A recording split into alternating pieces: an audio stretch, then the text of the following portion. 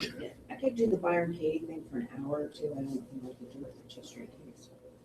Yeah. Can't even look at the worksheet. It hurts. Yeah. So just look at it. I think. Well, again, Well, I think I would say it's a sign of wisdom when you just don't want to hear anyone process anything about anything. You know, it's like you have to, my bias, of course, maybe because I'm hopeless. You're burnt out. Yeah, I'm burnt out and hopeless. That's okay. But you just, to process the drama field of the human experience is just not interesting anymore at all. And the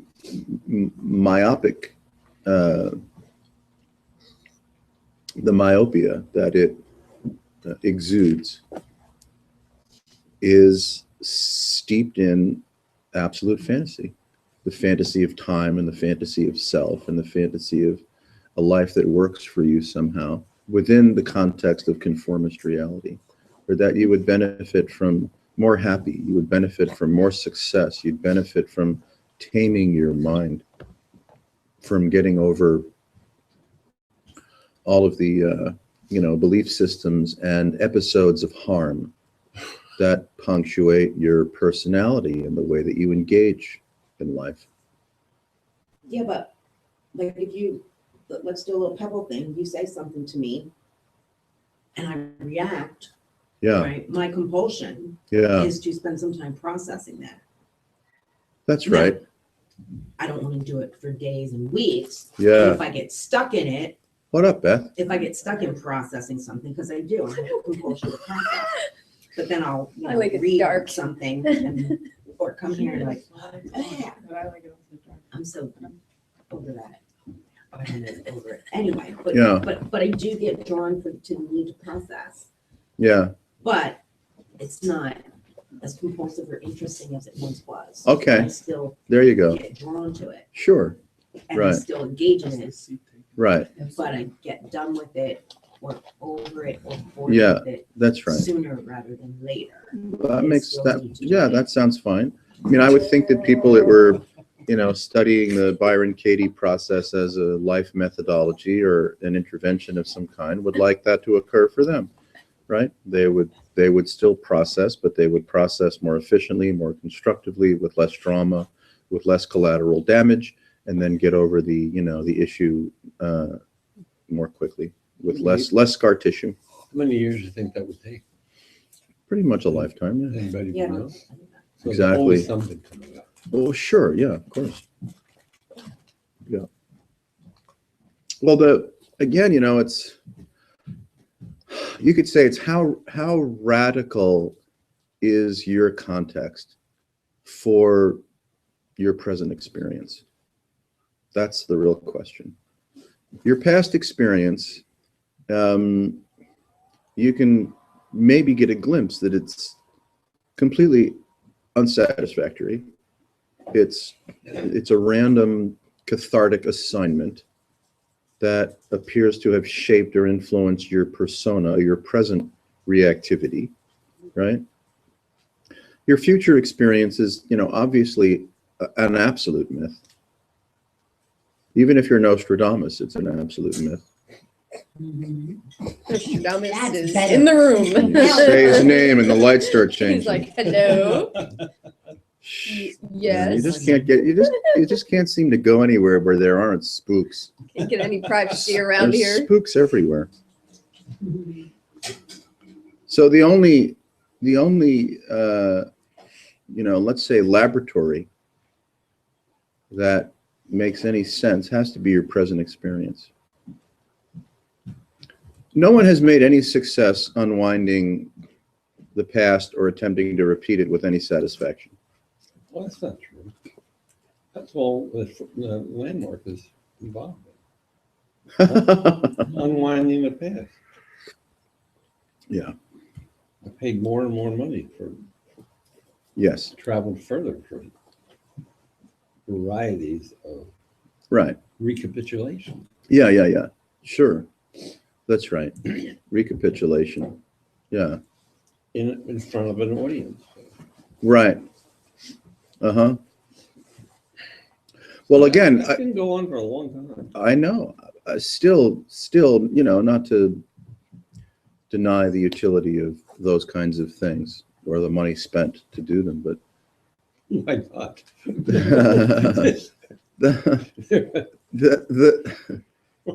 I mean, even if you recapitulate something and recapitulate it satisfactorily, you remain, under the influence of a very, you could say, profound and encompassing set of miragi. Mhm. And the chronic sense of insecurity and insufficiency and curiosity or enthusiasm. It could be, it doesn't have to be negative. It could be, so positive emotion or negative emotion that is driving your interest in what you call your life. Whatever it is something to do with you. Yeah, whatever it is. And so then one might ask a question. You could say relatively few do, but occasionally someone asks a question like, I am just not satisfied by myself, with myself. I don't care if I'm having an up day, a bad day, or in between, whether I'm processing, in an egregious manner or even processing more smoothly. Some kind of, even call it a crisis, though it doesn't have to be a big demonstrative one. It could be, like a kernel of a crisis. Has to appear for you to ask a deeper question about the context of your experience. Otherwise, you'll do Landmark, you'll do Byron Katie, you'll do Scott Killaby, you'll do Adam Chacksfield, you'll do and you'll do exercises, you'll do Thich Nhat Hanh, whatever you do. And who's to say whether the compilation of spiritual and secular effects of your life grants you whatever peace or sanguinity it is that you think you're looking for? I mean, that's just a big question. You can run to Pebble Hill and Gurus and Circle of Miracles, and you can do, Byron Katie work with skilled people or unskilled people, where it's actually more fun because then it turns into a total fucking stew of chaos. You can drink and take drugs and just continue to enroll in engaged enmeshment, engaged Buddhism, engaged codependence, being self-consumed until the cows come home, and the cows never come home. And it's, whose business is it but yours, for you to ask the question of yourself. How you doing? How's it going for you? Are you living life the way you want to live your life? And I'm not even suggesting you should be living it any differently or any better or any worse. I mean, who gives a fuck about the way that you're living your life? You think that one thinks that freedom is going to be found when you optimize your relationship with your life according to what you think the measure of joy or satisfaction or success or friendship or relationship or cash or peace of mind or, ayahuasca journeys is. And who gives a fuck? You see, we're so self-consumed with experiencing through the lens of I, me, my, and the mirage of it, that, I would say if you really ask authentically and sincerely of your own experience, you would say, fuck if I know. You just wouldn't know.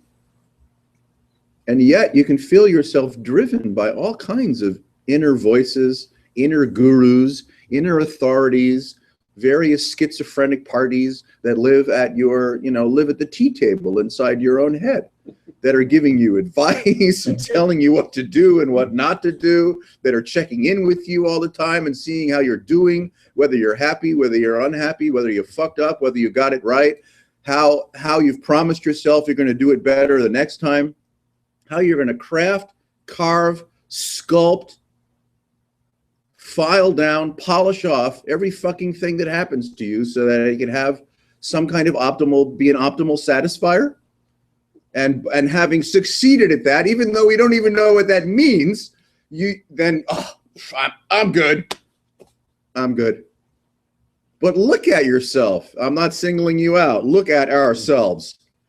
Excuse me. What the fuck? Where have you landed? What do you got? A nice resume. Okay. CV. You Nice could. bullet points. You could have a nice resume, a nice CV, a nice one thing or other thing. I have no idea.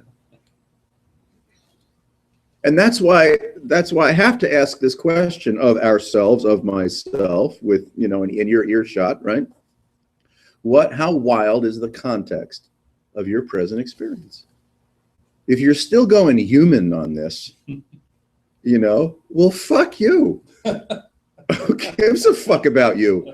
Nobody gives a fuck about you. You don't really give a fuck about yourself. You're just driven, by forces that you have no control over to work this as a human. God, that sucks.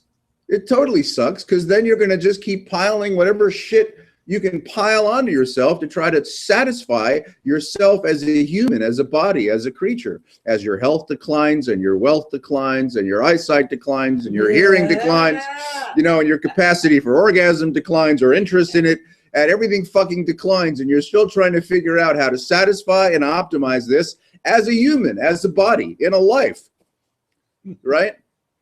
And, and the maggots are just sitting there going, "We'll wait. We're good. We're fucking patient. We'll wait." So it's not that we're trying to even land in a condition or a position that is somehow ultimately satisfying spiritually or otherwise. The question is, what the fuck would you like to accomplish with all this? and are you pleased to continue to be living under the influence of human in time, body in time, consciousness in time, entertainment? It's fucking exhausting. It is. It's just a neurotic field of total exhaustion. Yeah, with the occasional show thrown in. It's the Truman Show. Yeah, it's a new episode of whatever that show in England with the big house and everybody's running around. Upstairs, Downton downstairs. Abbey? Yeah, another episode of Downton Abbey. Downton Abbey, Yeah. yes. Woo! That's beautiful, isn't it? Yeah. I mean, those people haven't gotten anywhere. They're convinced. Yeah, I'm like looking into these characters going, what do you got? What do you got? And it's like, I don't know, they just sit down for dinner. Always, constantly. I know. You know, get dressed up. Yeah, I'm like, what? Why would anyone watch this? I mean, the library's nice, the carpets seem great, but it's just.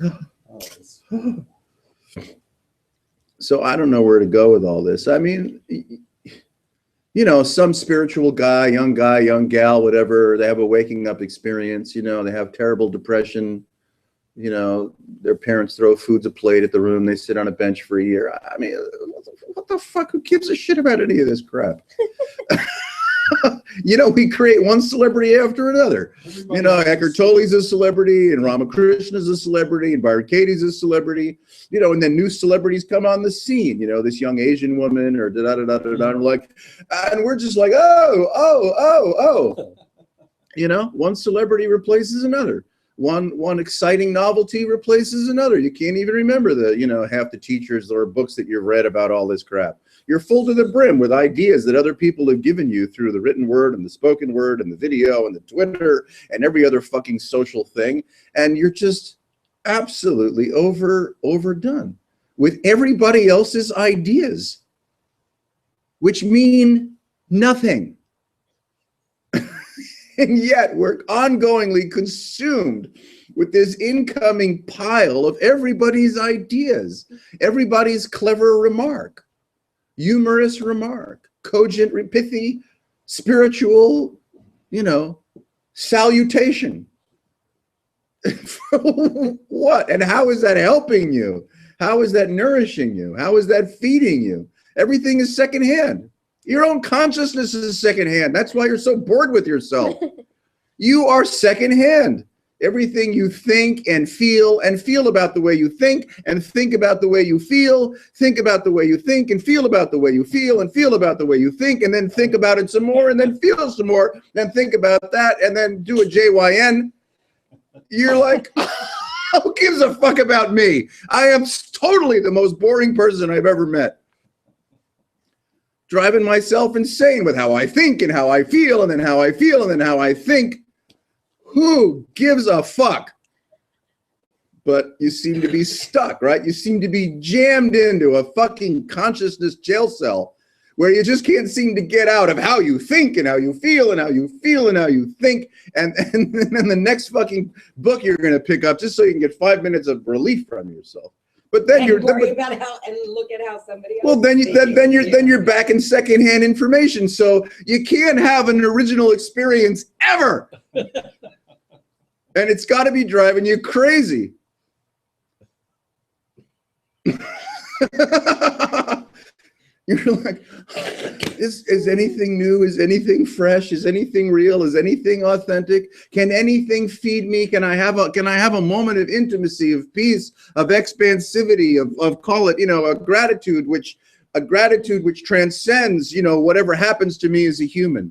Can I get out of this box? Do I want to get out of the box? Do I even realize there's a box? Can't wait to go to the next JYN weekend and whip up some Byron Katie shit so I can ask 4 questions and turn it around like the hokey fucking pokey. Fuck. I kind of feel, I'm thinking about that post you have with the kitty, and I said something like the experiment begins when you close the box. And I kind of feel like I'm the cat in the box. You are the cat in the box. I don't know if I'm coming or going or alive or dead or rotting. That's right. You really don't know. Yeah, you don't know. You're the cat in the box and the cat in the hat. What do you know from moment to moment? What do you know? You're just swarming in a bunch of secondhand news. Your whole consciousness is appearing to you as a bunch of old, dead, tired, conditioned, repetitive, secondhand news. And yet we seem to be fascinated in how I feel and how I think and how I feel about how I think and you're like, but there's nothing new in me.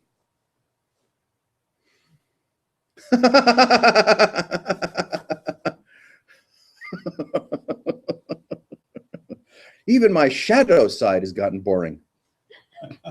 Even all that prurient shit that used to get me up, in the morning. I can't rely on it anymore. Even my shadows failed me. God damn it. Boy, that's desperate. You see how desperate it can be? Yeah.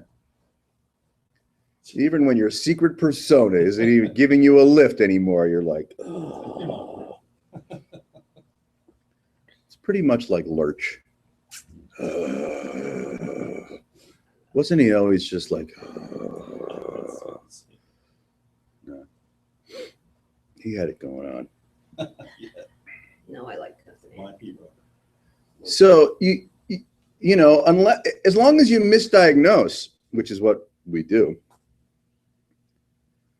then your approach, your remedial approach is going to fail because you've misdiagnosed. Because you think this is something. You think it becomes you. You think it can work out better once you graduate from XYZ workshop or get the certification or the brown jacket or the lamp or whatever they're giving away this week. Hey, I'll give you 7 precepts for 5. Pay for 5, I'll give you 7. Pay for 10, I'll give you 15. You can make all kinds of vows and commitments about what you're going to do and what you're not going to do, which include the clothes you wear and the food you eat and, where you vacation and whether the kind of car you buy. I mean, right, there's 1,000 things that you can contribute to the sustainability of the species while everything is going down the toilet faster than you can scream, "Ah, Mr. Wizard!" But that's still cool, But we are clinging. Just maddeningly clinging to some kind of relevance, something to believe in, something to hold on to, something to commit to, something that defines us, something that sets us apart in some way from, the rest of the morally and ethically bankrupt society, the morally and ethically bankrupt culture. We want to be set aside somehow. We can't wait to wear that next piece of clothing or that next badge of courage, or have that next spiritual experience, which gives relevance to our meaningless set of ideation, of ideas. And somehow we want to be satisfied in all this. I want this to work out. I want to be, you know, my version of Supermom. I want to have some kind of satisfaction, some kind of finality. You know, the correct philosophy. The best guru out there, if there was one, right? I want to be a student of the best guru, and failing that, I want to be the next best guru. I want to have a temple. I want to wear my loincloth into the dining chapel.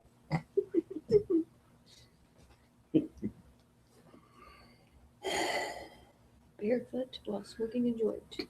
Nice. When you really ask someone, you know, in whatever intimacy you're capable of, and that's variable from moment to moment, right? What do you want from all this? What? We don't even really know. Or we have some idea of what it is we think we want, or what would be an ultimate satisfier, or what we'd like to accomplish spiritually, secularly, in whatever way that we think will be our homecoming. I want to be the home fucking coming king or queen for a day, finally, for the rest of my life until I die, but hopefully that will never happen. And so maybe I want to join the Kabbalist cult and become immortal. It didn't work for Rabbi Berg. He's fucking dead, even though he was selling it while he was alive, and some of these young people that believed in him were, you know, buying it. Maybe he's immortal someplace else, you know, on the Bahamas. In the Bahamas, just pulling cash out of the sand, which is what he told me once. Pull cash right out of the sand. I said, sounds good, Rabbi.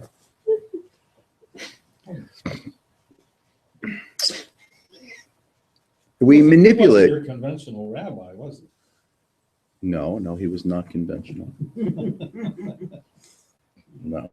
To his credit, he was not conventional. Yeah. Yeah, one of his sons ended up with some sexual harassment lawsuit, and I mean, it was just a mess. I mean, it was an interesting piece of chaos, the Kabbalah Center of Los Angeles. An interesting piece of chaos. Repression going on in the minds of this group, probably. Well, again, you see, we are so vulnerable.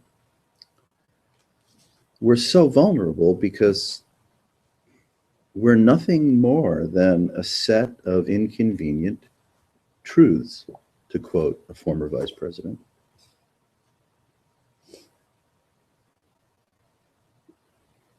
What are you really? You see, that's why if you misdiagnose, you're fucked. And we tend to misdiagnose. We are a compilation of inconvenient half-truths. And that's what becomes the stuff of our so-called suffering. And that's what we're trying to remedy. But that's misdiagnosis. And that's why there's one snake oil salesman after another.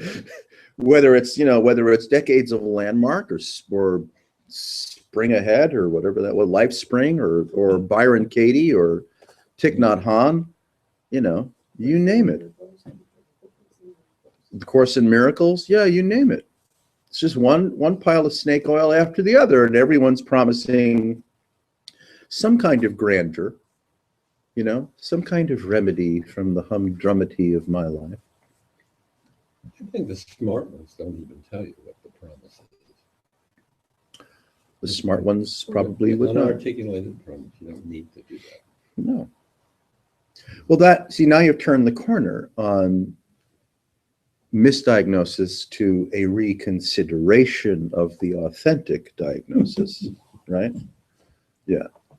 And that can take a lifetime, and that's a magical day when you start to withdraw from the inertial force of your misdiagnosis and reconsider the entire context in which you find yourself living.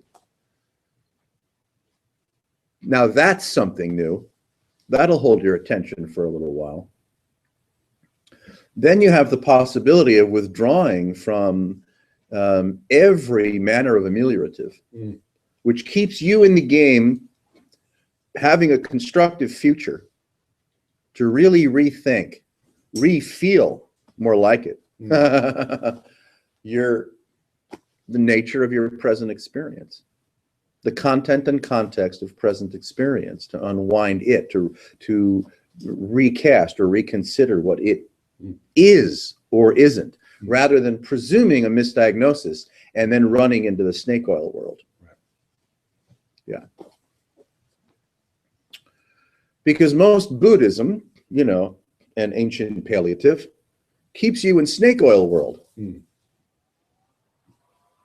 Even though it, as does Course in Miracles and so many of these other programs, have cogent vocabulary. Oh. I mean, Werner kicked everybody's ass, He did. drop kicked everyone straight into heaven by using profoundly provocative contemporary vocabulary based on the wisdom of the ancients. And, you know, Combined with quantum mechanics. threw that in, why not? Yeah. You know, furniture sales, quantum mechanics, it's all the same. He Throw it in. Soirees at his house. He made enough money. Yeah. The conversation parties. Paid salons. Yeah. Salons by donation. Yeah, whatever. Right. If all this shit worked, considering how many billions of dollars are spent Right. on it You think- and how many people are enrolled in it, You think there would be a result? show me the deliverable. Show me the deliverable. You know, I was trying to get a new client today, and they were like twisting me up into a fucking knot. We're only going to give you this much money, so that after that you'll give us an explicit thing of what the deliverables are, not to exceed this, and da da da da da. I want a legal agreement, and I was like, I'm dead. You've killed me. I wrote back. I said, look, I just work. I just get the job done. Right. You're burying me in mistrust. Right. Literally burying me in mistrust. And if that's all you got, how can I help you? You know, So how did it work? I mean, so that was the end of that. we'll see. Yeah. That's hard to know. Sometimes they're like, that's strange, Yeah. you know, or sometimes they insist on, you know, this. It's like squeezing your cojones as tight as they possibly can so that you can't even function. Right? Mhm. To protect what? To protect them for what? $4,000, $3,000? What's the point? You know? I mean, I could see that happening if someone was going to lay down 50K, you know, and do a massive project with you, or you know, 5 times or 100 times that.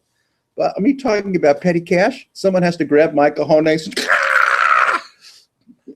Come on, grow the fuck up. But that's what it's like out Try there. when they're doing that for $100. Yeah, people will do it for 100. I know they will. They'll do it for 100. I think I'd do it for 100. Yeah. You want my $100? What am I getting?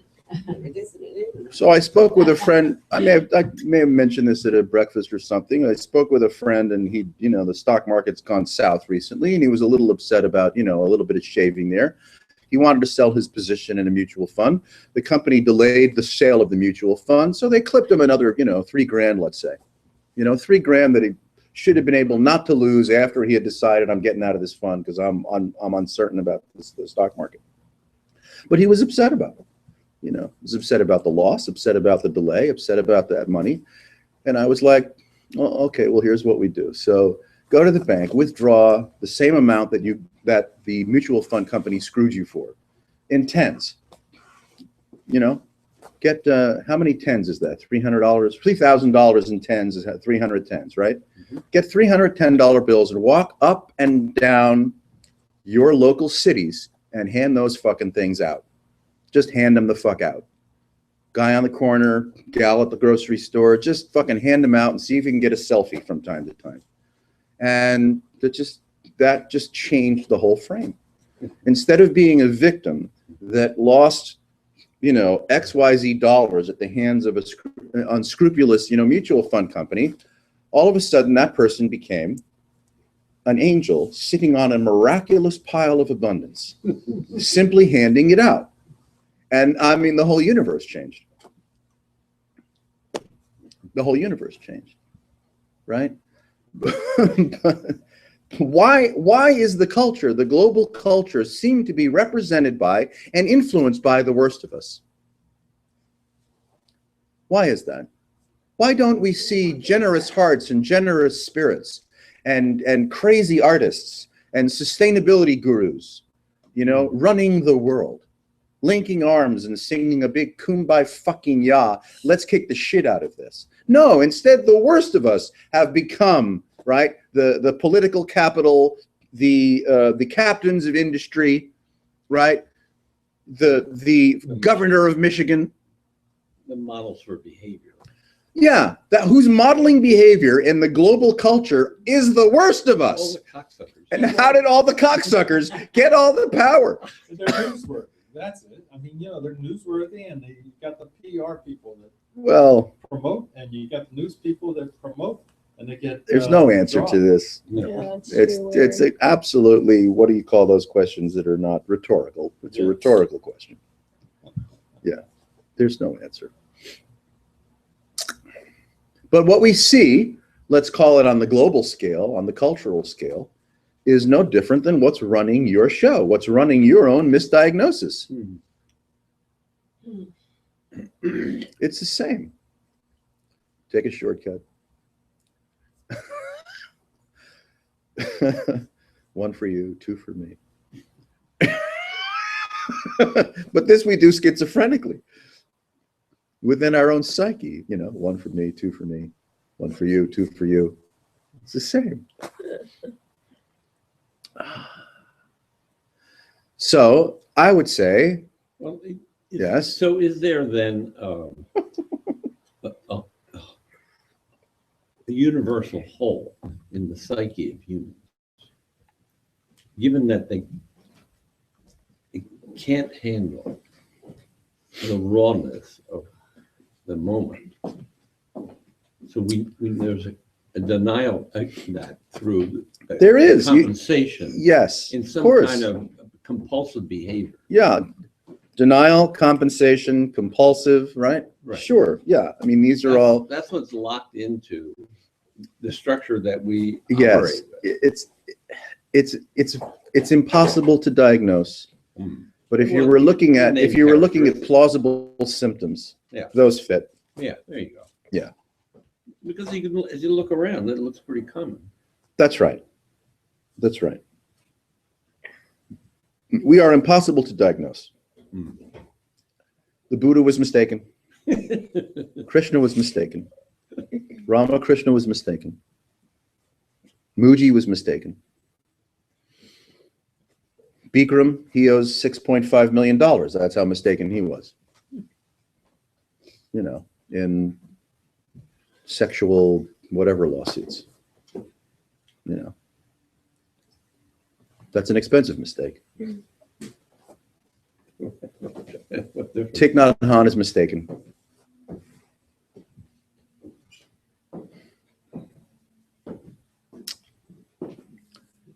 This is a pretty interesting conundrum to be in. Yeah. I mean, actually, it's a kind of a thrilling, if not, you know, warmed over conundrum to be in, because we just 86'd every expert that's ever lived. Wisely so, with due affection. You know, if Ramakrishna were here, I'd be first in line for his feet. You know, and he is here, so I am first in line for his feet. You see, so with all due affection, nobody is refused, but everyone is mistaken. Jesus was mistaken. They're all mistaken, because for you, they're all secondhand news. I mean, if it turns out that you have a miraculous invitation by the Lord Christ that takes your heart away and gives you immaculate peace between now and the day you die, I'm not worthy. My hat's off to you. And I wish that happens to you if you wish that as well. I mean, you know, I'm not trying to interfere with anyone's absolute emancipation here. Whether through the heart of Christ or the heart of whomever. It could be Jim Jones, just easy on the Kool-Aid. Hmm. Well, once you're 86, all the experts, all the promises, all the accusations of sin, What's that? all the accusation of sin. What the fuck is left besides whatever present experience is or isn't, and however it may or may not be appearing to the likes of whoever you think or don't think you are? All of which is a moving target of arbitrary assignment.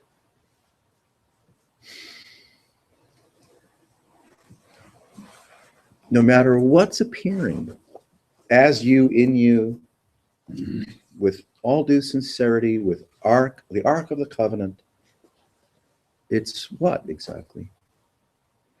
It turns out not to be that reliable a guiding principle.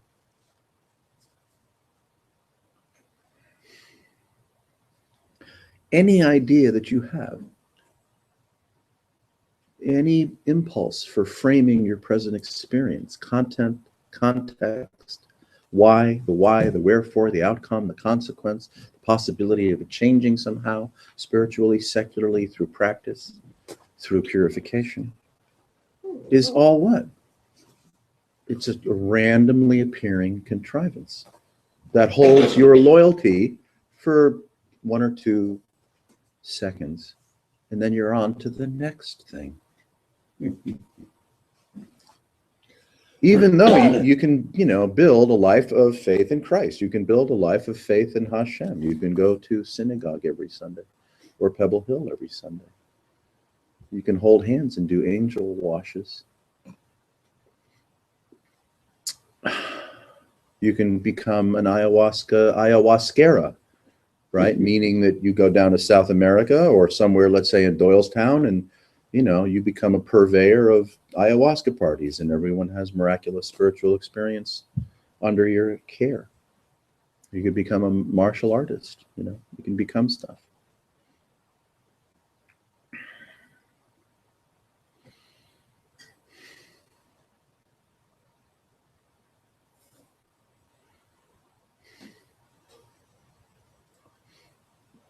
Nobody has the right to tell you what's wrong with you.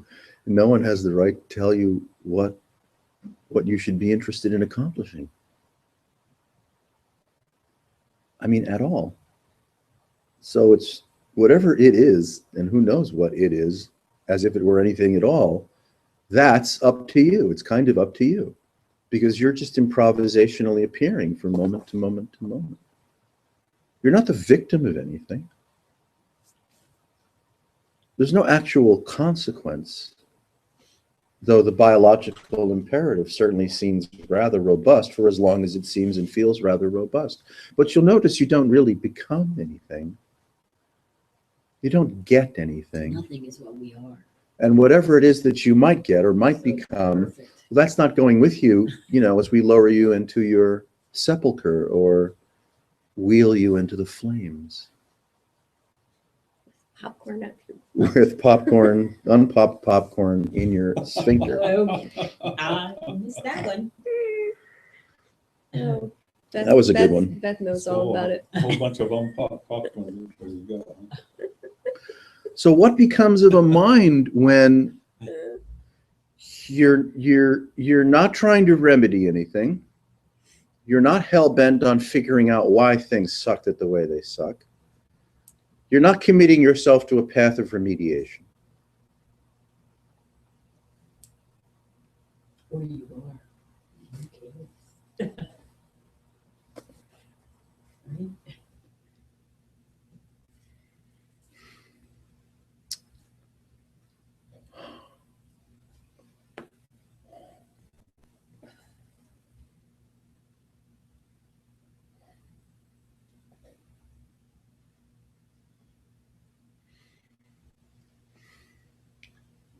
Aren't we all carrying, we are all carrying within a context. Well, The experience is not happening over there. It's happening here. yeah, kinda, who Well, knows? this is a context right here. If it is one, Yeah. yes. Yeah, I mean, is it one? Does it need to be one? And maybe it is one and not one at the same so-called time were there any of that. Mhm. Yeah. Well, It's just so strange. Our being is already completely organic mhm. and no representation is required.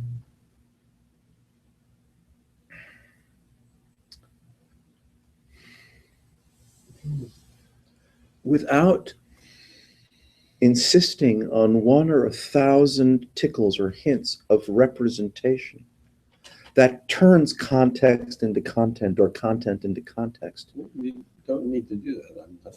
Yes. I'm suggesting all I'm talking about is contact, Yeah.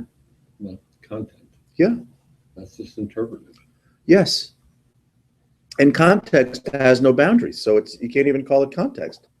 Well, You see? theoretically. No, not theoretically. Well, I That's don't where know. the problem begins. Yeah, that is exactly where the problem begins. How do we get there? You emerge theoretically. Everybody does, right? Every human being that has a feeling or a thought about something has emerged theoretically. Because actually, and I don't know what that is, I'm not claiming anything, thank God, but actually, were there an actually, and were we capable of, getting a bead on actually, what exactly would it reveal? Well, pretty much this, but we don't know what this is. And there is no context. That's beautiful. Okay. Sign me up. Bam. Boom, bam, Ramakrishna's feet. Sign me up. Yeah, sure, it is beautiful. Yeah. Yeah. Oh, fuck. This is some kick-ass shit, man. This is wild.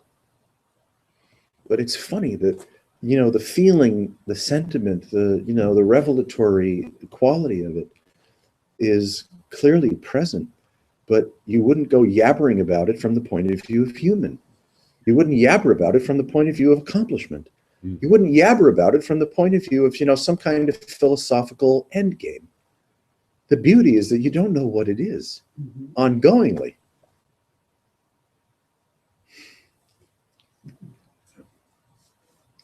There really is no point in some kind of biographical data. Like so many spiritual teachers seem to be so interested in sharing.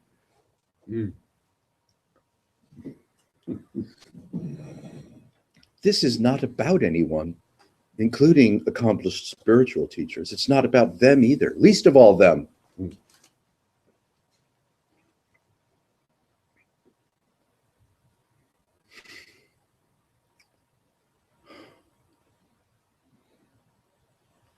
In that movie with the machine and global thermonuclear war, want to play a game? Remember that film? It's years ago. War games. Yeah, thanks. War games. So war games, the computer was got away from them, right? The system got away from them, and it was about to launch a global thermonuclear program in what it thought was defense. Oh yeah, because the only way to help the humans, that was the only way to be compassionate. No, it Or wasn't quite something. that. No, It that's was like that theme's a good one too. Yeah, let's kill everyone because that's how compassion works here. No, You guys that was, extinct.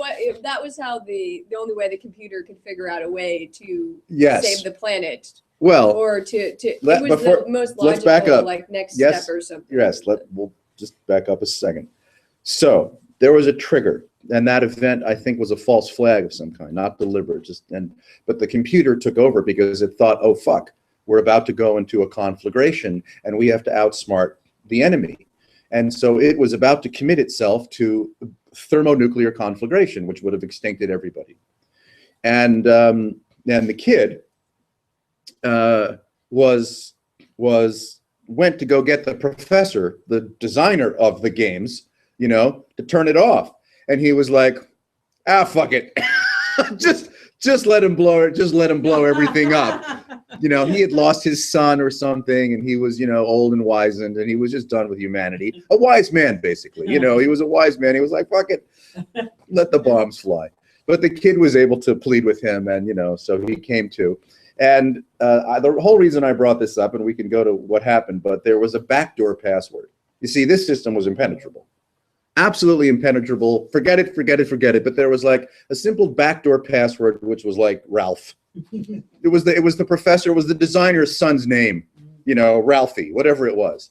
So here's a system that no one could crack in a million years, completely impenetrable. Ralphie, want to play a game, right? So the computer was like, oh, it's you.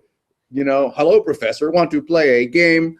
So the resolution was they hit autoplay. So the computer just ran through every plausible scenario of strike and counter-strike and strike and counter-strike, and there were bombs everywhere and things, total fucking global, you know, nuclear winter. And the computer said, nobody wins. Nobody can win this game. And shut itself down. Anyway, the moral of the story was, we're looking for a really simple password.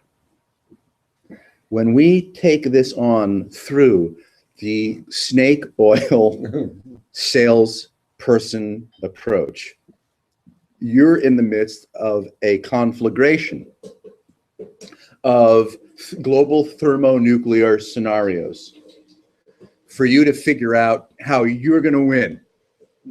That's exactly what happens when you go to the snake oil salesman, and I would include the Buddha as one of the finest. Whenever you go to the snake oil salesman, you have hit the button that says, want to play a game, and now your life looks like a conflagration of clever scenarios so that you can come out winning, when that's gonna fail because it all goes to nuclear winter. But we're too stupid, affectionately intended, to see that we go to nuclear winter once we engage with the snake oil king. We just don't see it. We think we're going to get a hit, we're going to get certified, we're going to get acknowledged, we're going to teach, we're going to make a living, we're going to be fucking peaceful, sanguine, mindful, and radiantly present.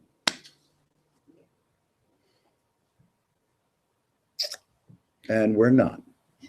We're just not. I'm telling you right here, right now, not that I matter at all. Obviously, I don't. Nobody even wants to speak to me if I try to invite myself. You'll have to be satisfied with stupid. You'll have to be satisfied with your own nuclear winter.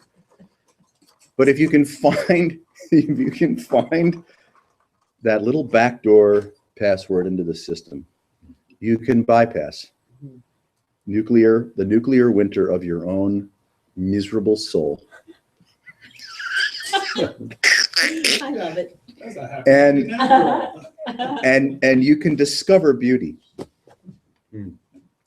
With that password, you can bypass the nuclear winter of your own miserable fucking soul, and you can discover beauty. But that's not going to happen once you sign up for snake oil.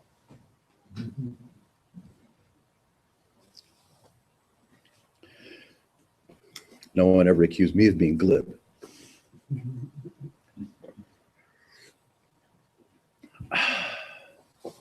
Beauty is what this is. Not that I'm saying what it is, not that I have any idea what, how, why, where, when this is. I don't know. I just don't. I can't claim anything for myself, and thank God. I don't have knowledge. I don't have wisdom. I got, what is it called in Italian? There's got to be a good name for it in Italian, you know? Gossip. Yeah, right? That's it. Yeah, you got nothing. No. You got nothing. Usually you use that at the card game, right? Yeah, right. Benny, what you got? You got nothing. You got nothing. That's kind of sweet. You don't have a biography. You got nothing. You don't know what this is. Why it is, where it is, when it is, how, what to do with it, what not to do with it. Just nothing. But you can use that phrase in positive or negative. I got nothing. I got nothing. Of course. You Yeah. know? When it's beauty, right? Mhm. If you're lucky enough, and why shouldn't every human being be lucky enough? Let's insist that every human being is lucky enough to have a taste and encounter a dignifying moment of their own miraculous beauty. What human being should be, what human being should that be withheld from? And who would dare withhold it? Not this. This wouldn't dare withhold a moment of absolute, right, beauty from anyone. You got to put up a lot of shields. You know? Yes, no question. A lot of shields, all of which are also spontaneously appearing in a, transient plasma. But you see how the mind can kick in and you're hell-bent on trying to resolve, hell-bent on trying to become, to avoid, to repeat. You like personalized everything. Yes, A little stamp yes, or something. right? And There's my this, initials. and this, you could call it curious sense of personal cogency. What if that goes?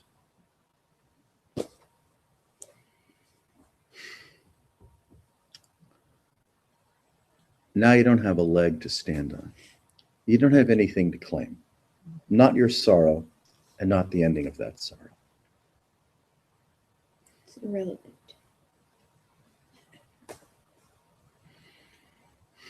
That's the password.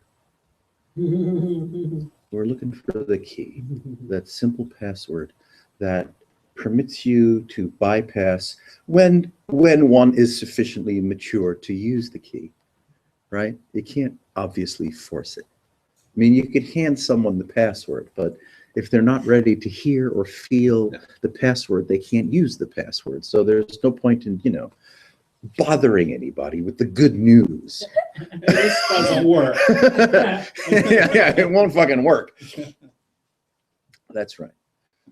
So there's a again, a kind of miraculous serendipity where you can have a conversation like this one, whatever it implies, and you might like say, oh yeah, a password, a key, right, and just somehow you drop all the guile, all the presumption of yourself as anything, not a body, not a mind, not a spiritual being, not a secular being, no durability,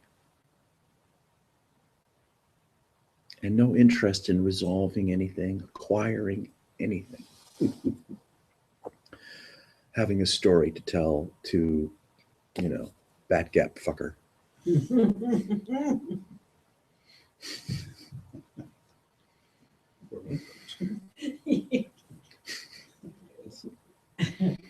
I don't think anybody wants to give up their suffering. Few. If you hit the hard to find. Yeah, Yeah. no argument. That's Yeah. right. That's right. Well, that's the conundrum. It's a curious conundrum. Conformist reality, whatever that might be, right? It requires The- suffering. Well, they're That's one what of the, it's they're all one and the about. same, right? Mhm. Yeah. I mean, the assertion of context, the assertion of content, the assertion of, physics and the laws of that dictate one's so-called consciousness, presence, availability, eligibility for experiencing at all is all absolutely contrived. It's all nonsense. But that's what we have to be somehow curiously interested and able to see. In other words, if the border or boundary field of our present experience is narrowed down by some kind of inhabitation, then you go running after snake oil salesmen, and suffering is your best friend for the long run. Mhm. On and off, up and down, in and out, you know, it doesn't have to be constant. I mean, if you're suffering from parasitic infection and you can't get a good glass of water, you know, that can really blow, and does for more people than we dare count, Mhm. right? For us, it's kind of like, you know, kind of white suffering, at least, you know, in Doylestown, it's, you know, it's white suffering, loaded with all kinds of privileges that 99% of the rest of the world will never, ever see.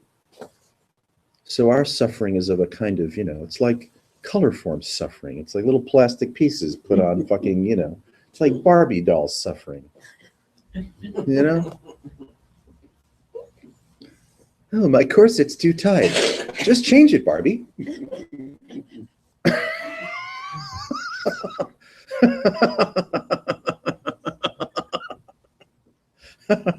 Is this a coincidence? You know Barbie was in the news today, Yeah, I read it. right? Okay, good. I read everything on Barbie. Is her corset too tight? I put in hot flashes. Good sign. Thinking about Jeff playing with Barbies. Is Yes. getting you a little too hot over there. That's what Why don't you guys come on over and let's Barbie up? Barbie up. I'll get the chips. I have Barbies at my house. Get any Kens? Road trip. You got a real live One, Ken, just don't you? one. No, what's We'll bring, was we'll actually bring the like a blue prince. mystic. We'll do some FFM role play with two Barbies and a Ken. Yeah. Oh boy. Been there, done that. I'm good. That's so 2010. I'm good. It's a Uh, television station. We'll Stop tell you it. when you're older. We'll key in later.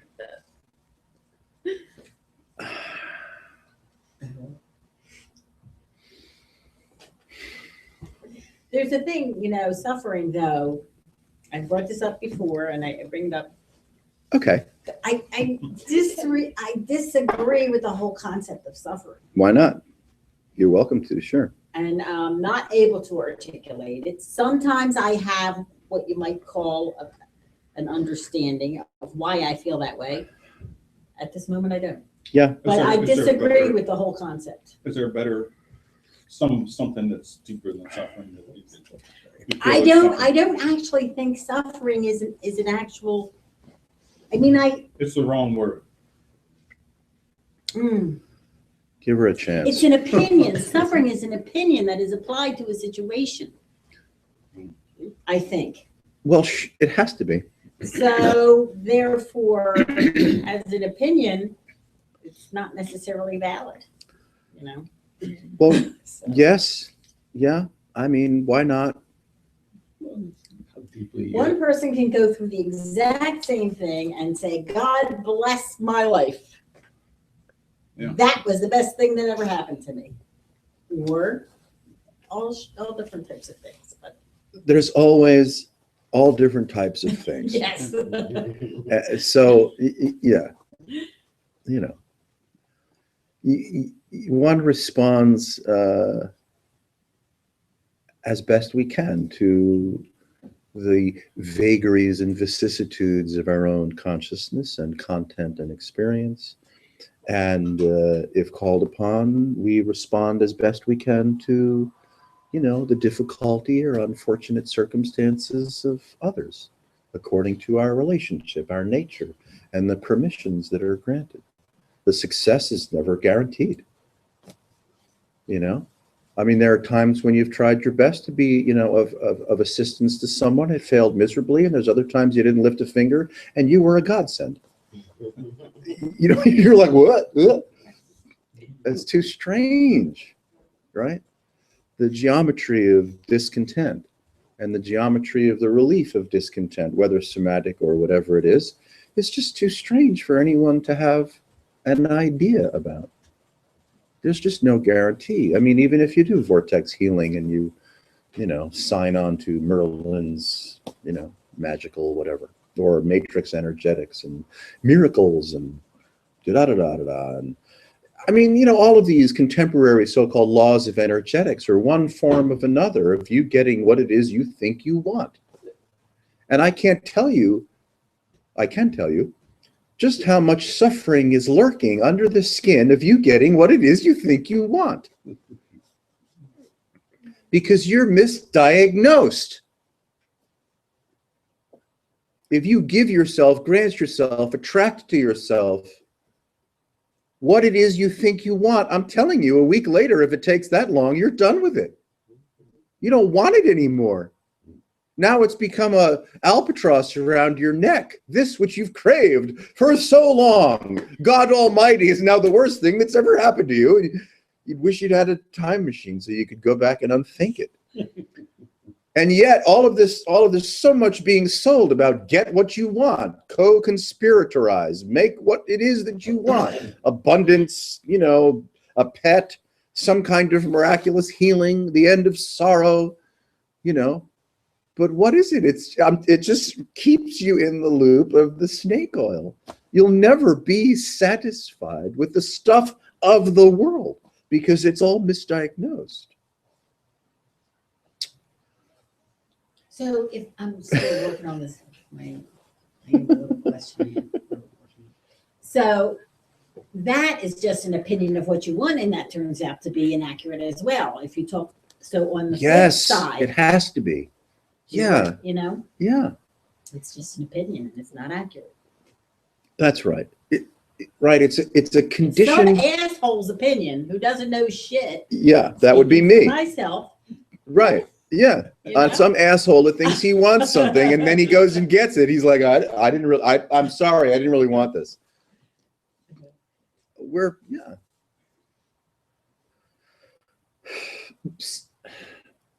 Since this is nothing at its, you know, call it primordial best. But that doesn't mean it's nothing. It's just never what we think it is. It's never what we want or insist that it is or should be, because it's evaporative, it's improvisational, it's bizarre, it doesn't last. It has no consequence, it has no implication, it never becomes anything. All it is just a streaming beatitude of absolute weirdness that can be construed according to whatever conditioned nature you seem to be enjoying or suffering from. As a person, as a creature, as a body, as a mind, as the consequence of birth, as having an emotional framework or PTSD experiences or something more or less than that. As appearing as suffering, as appearing as Yes. what you want. Yes. Exactly that. Exactly. Appearing is all you've got. And that appearing didn't come from anywhere.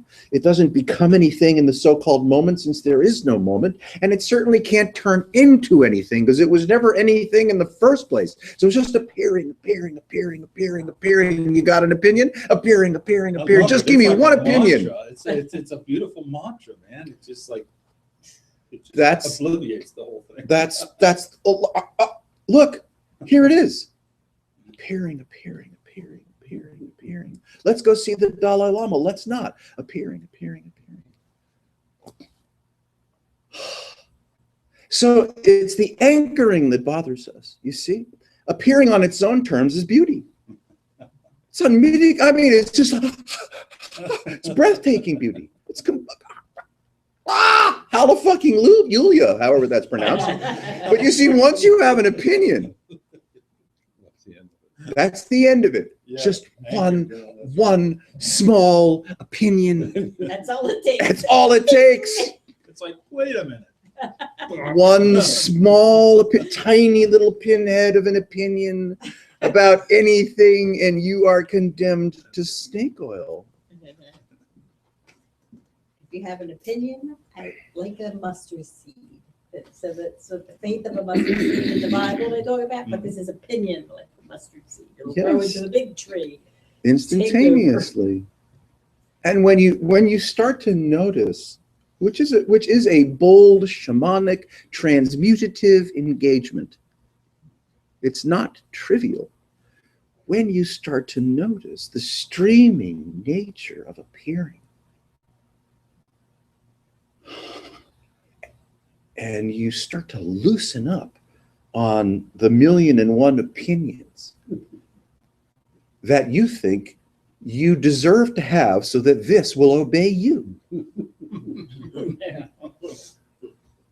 One opinion, all of a sudden, this should be obeying you. And what you want or need, what you're capable of attracting, the miracle field that you're capable of turning this into. Anything that you think you want this to be sucks. Like as in absolute bullshit. But everyone flocks to all the gurus that say, well, give us your shekels and we'll show you how to turn this into what you want it to be. If you haven't figured out by now that what you want this to be is absolute crap, then you deserve to go to those gurus and part with your money to be taught the lessons so that you can see that you'd made a big, big mistake. I just want to walk across hot coals, though. That's my That's goal nice. in life. Yeah, that's a great goal. I got blisters on my fingers. That's a better goal. So it's very easy to see in that description that you just so eloquently put forth that what is also called the quantum mechanics. Okay. That's all that happens. Yeah. There's no naming, can't pin anything down. Does Schrodinger's cat go meow? Right. Or his. Yeah.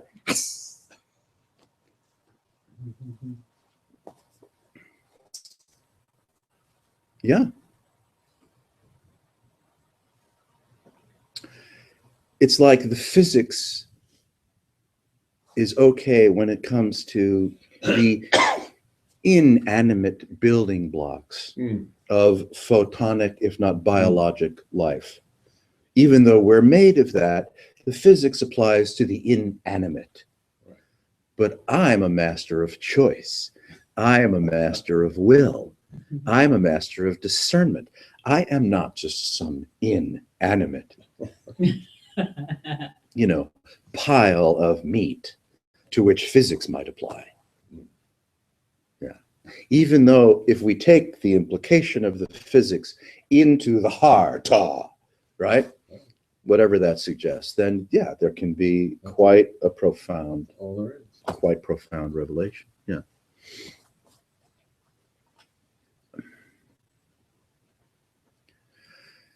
Now, during this, call it a conversation or a diatribe or a monologue or whatever you like to refer to it as, Stream. nobody has had to do the 4 questions or turn anything around.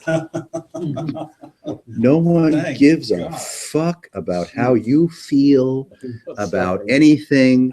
And the happiest day of your life is when you become the person least interested in it.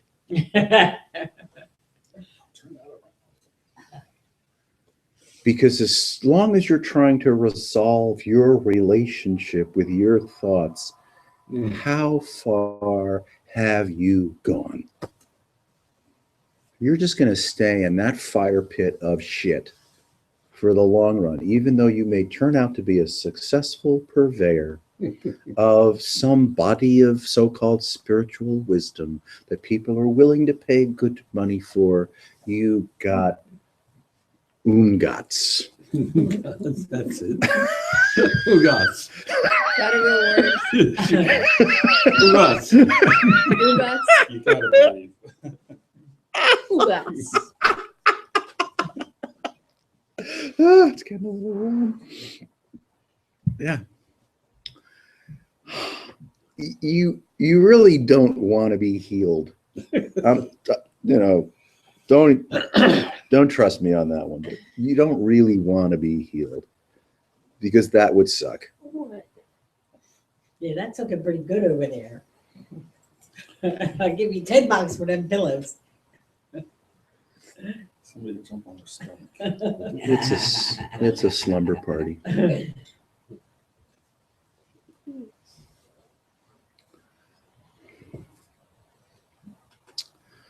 you want to be released from the last opinion.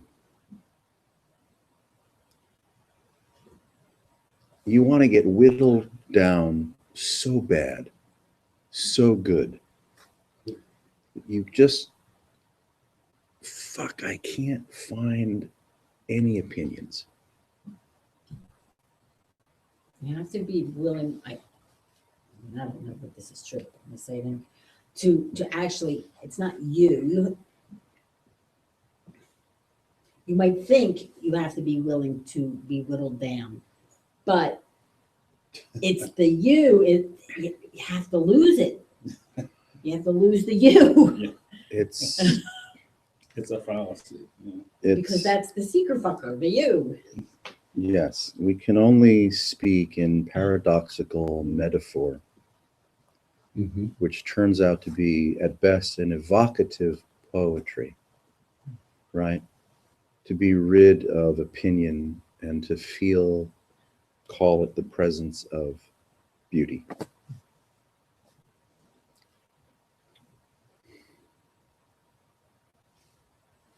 What else do we have to work with? I mean, that's a distinction in the use of language, Hmm. which has a chance of undermining or quieting all the eyes, Yes, all the eye pieces, all the Yes. suffering pieces. yes. It is possible to practice that by listening to what you're speaking. That's what we're Just dropping doing. it out. We're lending each other, Right. right? Lending each other, you could say, the gift of our presence, our gift of being here, the gift of interest, of affection, of possibility, which is a really wonderful gift. Given freely, Mhm. nothing held back, nothing required in return, just, right? You turn, let's say you turn the sense of self, he who was wounded by the loss of a mutual fund, into, right, the most generous guy on the street.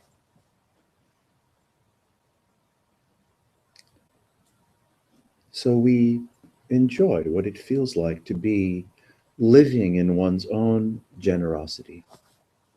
Not that you have anything to give, or nor is there anyone to give it to. You're just able to feel, to live in your own generosity. And that generosity can be quiet or become a painting or a song or a conversation or, a wave, something felt.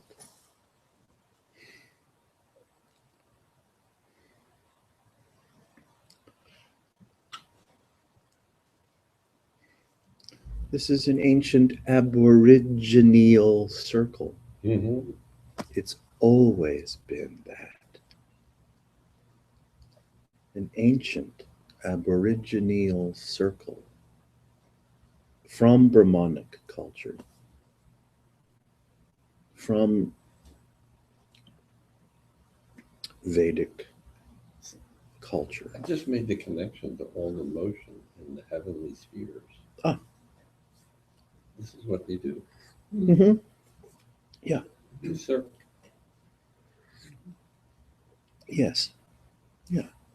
One wonders if there's ever really been any evolution. I mean, we just, learned language and fine motor skills maybe, but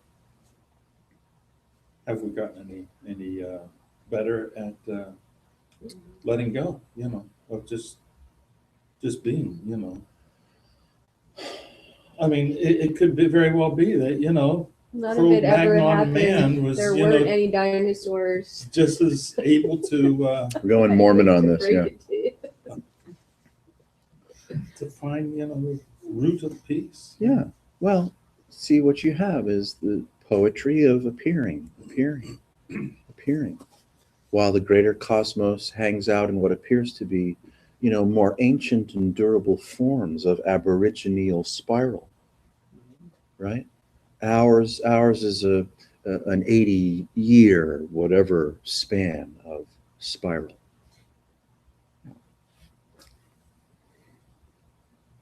The whole culture, the whole human time here, if you will, has just been a thought process. Absolutely. It's just a big thought process. Yeah. Yeah. It hasn't changed a thing, Nothing to change. Yeah. Yeah. I mean, any thoughtful person living today should be really fucking nervous, about what appears to be the vector of self-loathing, right? The vector of a declining IQ, a declining morality, a declining ethics, a declining abundance. They The released- manipulation, right, of news and geopolitics and the biosphere itself. Didn't they just release some report about our trajectory for it's till Well, the we'll- end of the world? we're still on 3 minutes to doomsday. Oh, Yeah. Yeah. I haven't heard about that for a while. Yeah. That's just a kind of a nice review of all the possible conflagrations that can happen by virtue of the technology and by virtue of climate and, food and overpopulation and, forces that put stress on the sustainability of, species. Yeah. 3 minutes till doomsday. Click, click, click, click, click.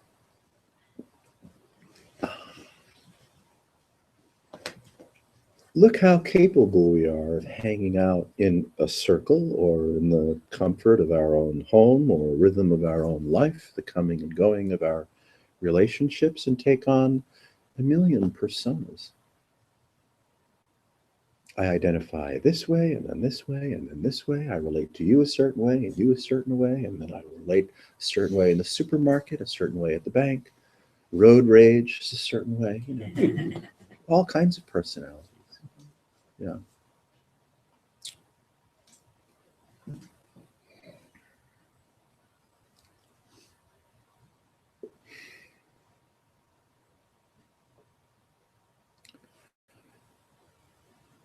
The dignity of emptiness is not an idea.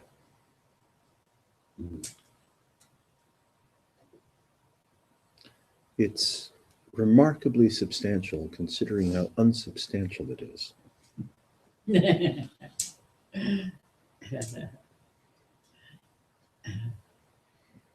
Your being, this radiant presence, to coin a phrase,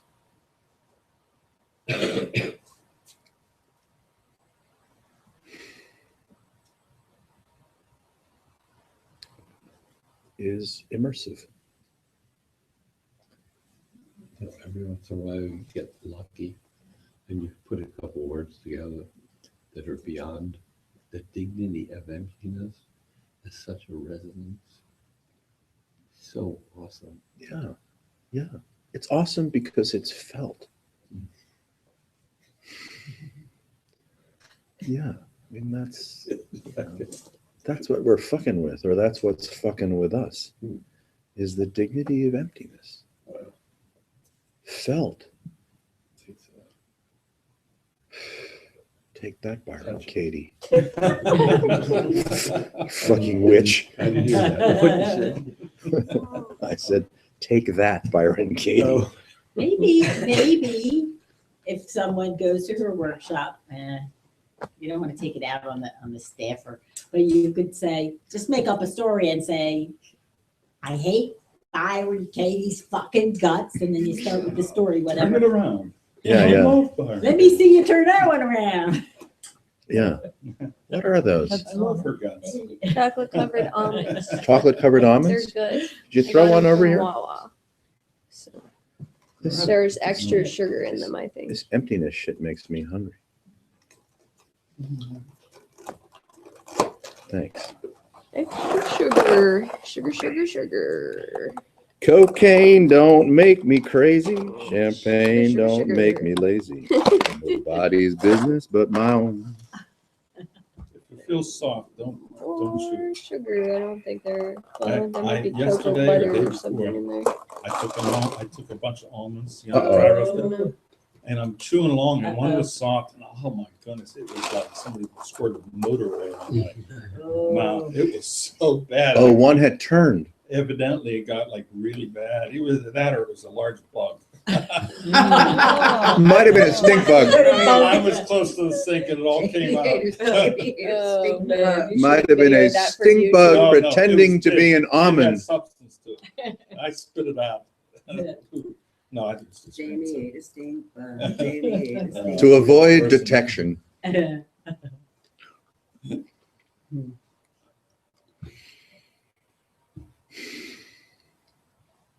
You have this password. You have this key. This key is the miracle of your own presence, of your own curiosity.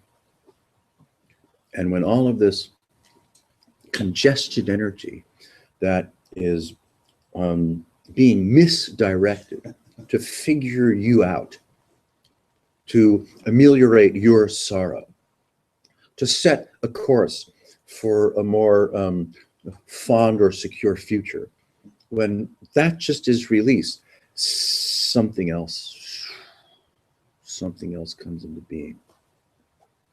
The release of the congestion of self, the release of context, and the release of content, inhabiting your full intelligence.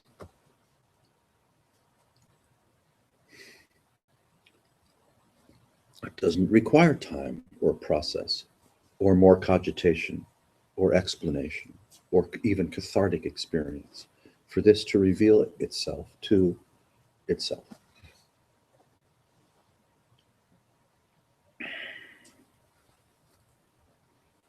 You can meditate when you're dead.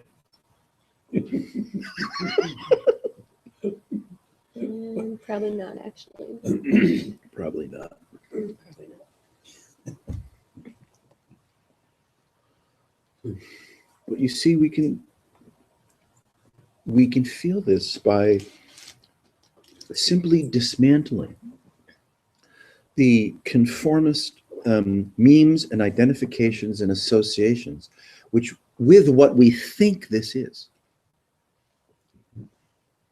Then what it might be, because no one can say what it actually is, has a chance to waft through. So by dismantling the misdiagnosis, by reconsidering, recrafting, backing away, withdrawing from misdiagnosis, something new happens. And that's the password. Not the resolution of anything, not the becoming, not the satisfying of anything, or the healing of anything.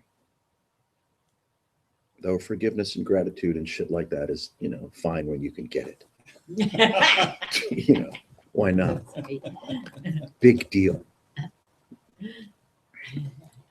But you're going to come to the end of that road. You're going to come to the end of the rope of thinking that you can and should be doing something about this for the sake of your future. You have to get tired of that sooner or later so that you can discover if there might be another. Those two are good at I wouldn't say generating, but to create a greater sense of emptiness. Yeah. But forgiveness and Yes. gratitude. Oh, absolutely. They're good levers, devices. Mhm. Get rid of shit. Good wormhole. Yeah.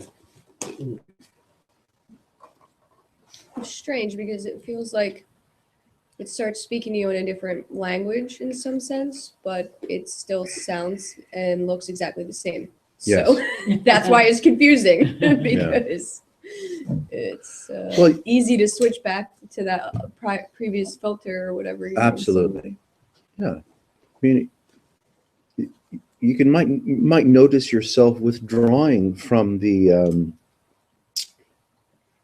familiar grip of how you construct your reality space and the demand that you place on it or what you expect to get from it.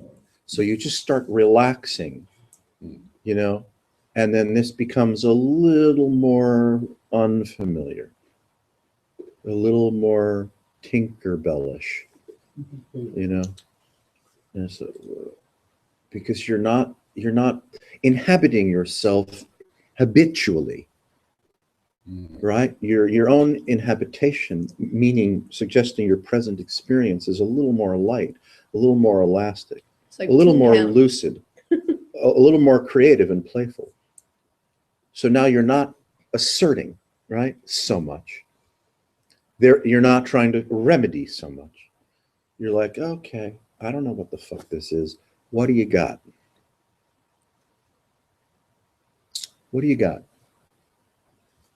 There's a more, you know, let's call it relaxed relationship with the texture of present experience than the insistence that you're in a world, you know, in a field of continuity, which is spatial continuity and temporal continuity and purpose continuity and intent continuity and all of these other loci, locuses, quarrels and corals that bind you. And they only bind you, if they bind you at all, through a dream. We just keep whipping them up. And even in our dreams, they bind us. They can. They can. Yeah. Now, it's a little strange to feel what there is to feel without being bound. Mm-hmm. It is a little strange. It's a A little, lighter touch. it's a little marvelous. Release your peripheral. Yeah, to feel what there is to feel without being bound. Not to have anything to prove or defend.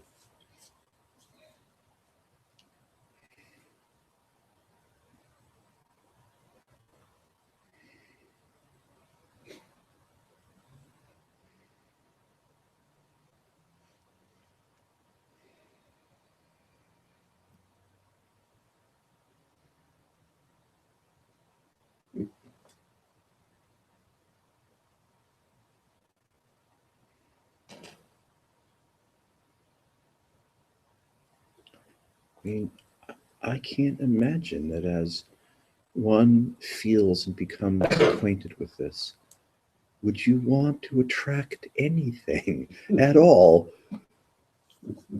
Why would you have a desire even for anything at all that would be more suitable to you than your own presence? It's just old habits dying hard. If one is still enrolled in some kind of manifestation, one is a dumb fuck pauper. And we all know what it feels to be a dumb fuck pauper, beggar, A loud dumb fuck pauper sometimes. thinking that some kind of manifestation protocol is going to do something for you.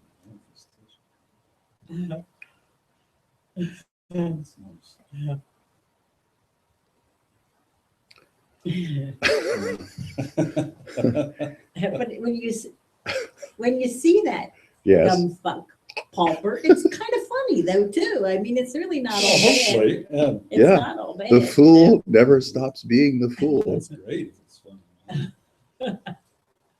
You're doing good. With the cessation of claiming, with the cessation of that, whatever last opinion might still be whirling about that's attracted your attention. Excuse me, manifest what? For whose benefit exactly? The last thing you want to have anything to do with is the myth of becoming. If you were to manifest something, you'd just be on the hook again. Yeah. It's just funny on the 'cause hook that's again. what we think we want, but it's Yes. the opposite. Quite the opposite.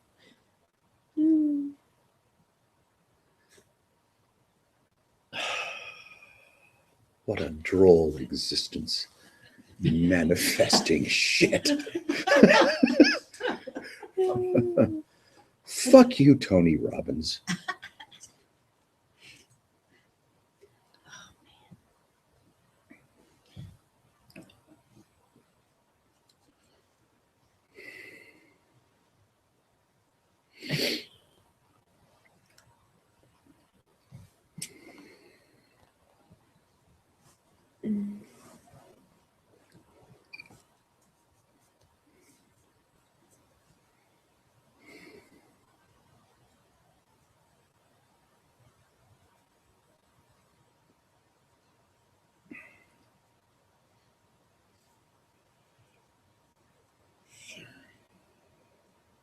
How could you possibly have any interest in anything that even hints or smells like a personal biography?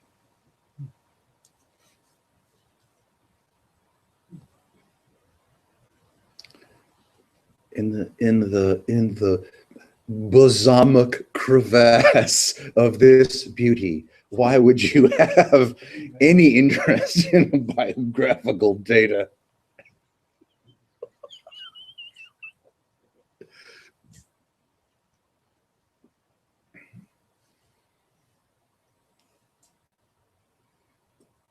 Did something really happen to you? Just about when? Nothing ever happened to you.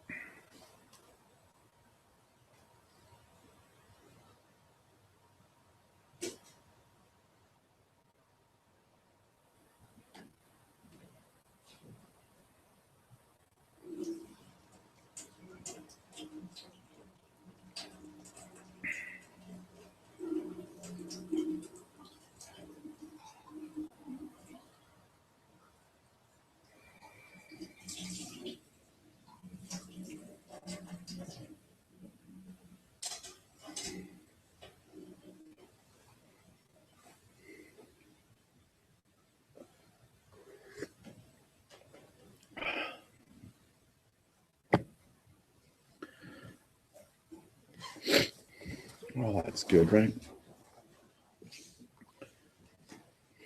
Why beat a dead horse with a Sure, your listeners got their money's worth on that one. gingerbread cookie? Thanks, everyone.